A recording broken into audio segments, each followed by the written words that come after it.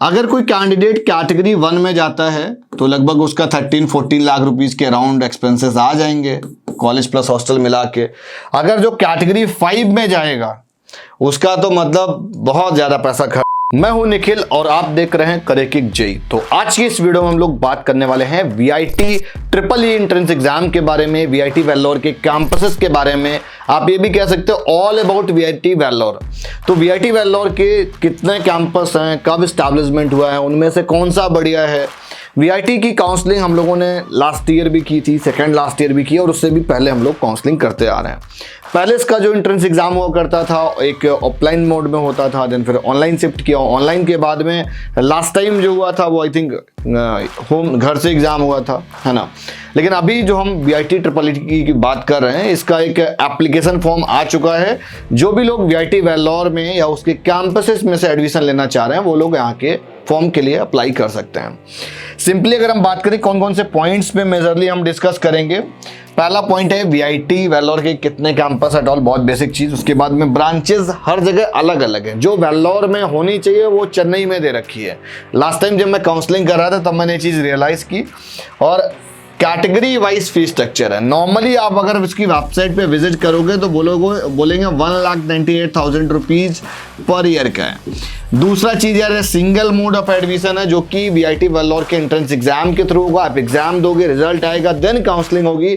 There is a no management quota, कोई भी direct mode of admission नहीं है, कोई भी ऐसा अप्रोचिंग सिस्टम नहीं है कि जिसके थ्रू आप यहाँ पे एडमिशन ले पाओ।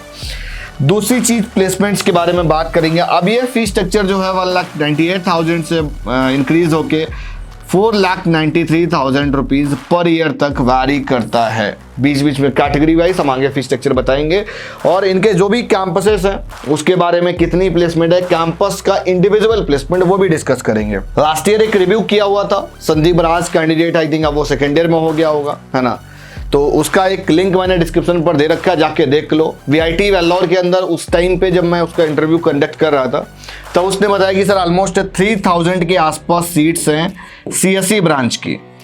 अब यार इसमें मतलब सिर्फ वेल्लोर की मैं बात कर रहा हूँ, है ना, वेल्लोर की पूरा कैटेगरी मिला के इतने स्टूडेंट्स हैं एक कैंपस के अंदर।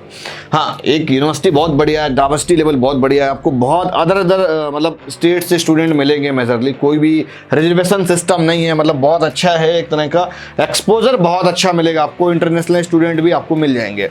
उसके बाद में एक रिव्यू आपको और मिलेगा स्टूडेंट्स के साथ में जिनकी लास्ट ईयर एडमिशन के टाइम पे जो मैंने आपको गाइडेंस दी हुई थी, उन स्टूडेंट्स के साथ में एक हम लोग इंटरेक्ट करेंगे।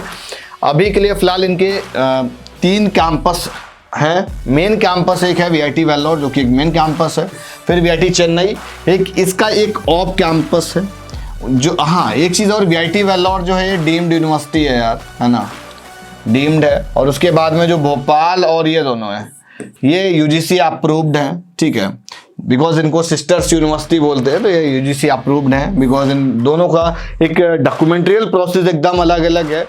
अब यहाँ पर डीम्ड इन सेंस की जो सीट्स होंगी वो लिमिटेड होंगी, और जो इधर यूजीसी अप्रूव्ड में से होंगी सीट्स लिमिटेड नहीं होती हैं, कितनी भी सीट्स आप फिल कर सकते हो। और बहुत सारे आपके पास में मतलब टर्म्स एंड कंडीशन, मतलब आपके कोई एक हायर अथॉरिटी नहीं होती, सारी चीज़ें आपको ही करनी होती एक तरीके से।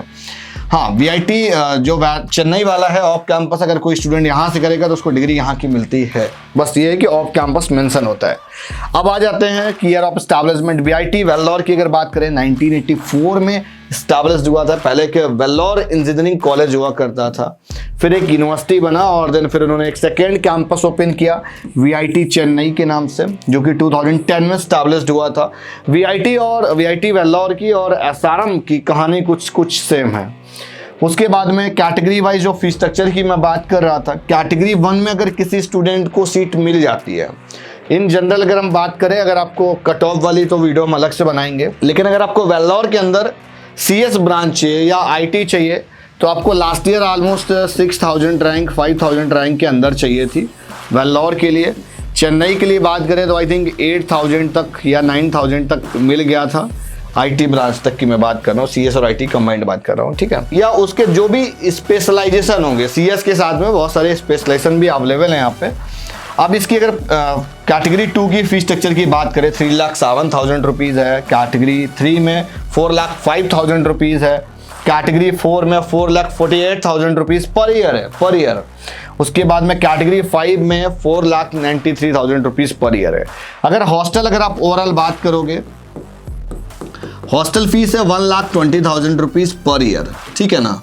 तो आपका ऑलमोस्ट हॉस्टल अगर आप और फीस वगैरह मिला लोगे तो एक मिनिमम पैकेज अगर आप देखोगे तो आपका ऑलमोस्ट 3 लाख रुपीस 3.5 के आसपास तो चला ही जा रहा है। अगर कोई कैंडिडेट कैटेगरी 1 में जाता है तो लगभग उसका 13-14 लाख रुपीस के अराउंड एक्सपेंसेस आ जाएंगे कॉलेज प्लस हॉस्टल मिला के। अगर जो कैटेगरी 5 में जाएगा उसका तो मतलब बहुत ज़्यादा पैसा खर्च हो जाता है। 5 का मतलब 20 लाख रुपीस तो सीधे सीधे उसके कॉलेज के फीस में चले गए। उसके बाद में हॉस्टल भी देखोगे तो 5 लाख रुपए हॉस्टल में चले गए, तो लगभग 25 लाख रुपीस में उसकी बीटेक कंप्लीट हो रही होगी। सह लेंगे थोड़ा सा। तो देखो, जो जिसकी रैंक अच्छी नहीं होती है वो अपनी कैटेगरी वाइज चॉइसेस को बढ़ाते हैं और उनको अलॉटमेंट मिल जाती है, इतना रहता है। भाई पैसा हो तो क्या कुछ नहीं हो सकता। डायरेक्टली प्लेसमेंट पे आ जाते हैं। वीआईटी वेल्लोर की प्लेसमेंट 7 से 8 LPA के बीच की मैं मान के चलता हूं। मैं जो प्लेसमेंट यहाँ पर मेंशन की हुई एवरेज प्लेसमेंट है और ओनली CS ब्रांच की या जो CS से रिलेटेड ब्रांचेस है मैं उनकी बात कर रहा हूँ। उसके बाद में वीआईटी चेन्नई में 5.5 से 6 LPA के बीच का ले लो, है ना। 6 LPA अगर बोला हुआ है ना तो मतलब ये वाला थोड़ा सा एक तरह का एडिशनली लेके चलो, जो इधर लिखा हो एकदम एक्चुअल प्लेसमेंट है जो पहले लिखी होगी, ठीक है। उसके बाद में चेन्नई का 5.5 हो गया। देन भोपाल वाले की अगर बात करोगे तो ये कैंपस में रिसेंटली अभी स्टैब्लिश्ड हुए हैं, टाइम टेकन है थोड़ा सा, अभी टाइम लगेगा। और हाँ, प्लेसमेंट सेल वगैरह सेंट्रलाइज्ड है तो उसकी कोई दिक्कत नहीं है। 2017 में दोनों कैंपस स्टैब्लिश्ड हुए हैं, वो आपका अमरावती आंध्र प्रदेश वाला हो या भोपाल कैंपस हो, दोनों में यार UGC अप्रूव्ड है। लेकिन सारी की सारी हिरार्की नेम, बस लोकेशन चेंज है, लेकिन कोई पता ही नहीं कर पाता है कि इसकी भी फीस क्या सेम होगी। लेकिन फीस सबकी सेम है, सेम सारी फैसिलिटीज प्रोवाइड करने की कोशिश कर रहे हैं बाकी भी 2 कैंपसेस में।